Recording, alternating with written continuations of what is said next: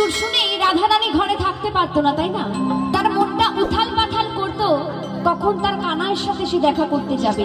তাই কি বলছে গানের ভাষা, একটু মন দিয়ে শুনবেন। উদাস দুপুর বেলা সখী আসবে কি একলা নদীর ঘাটে, ওরে দেখতে তোমায় মন চাইছে, ওকে দেখতে তোমায় মন চাইছে।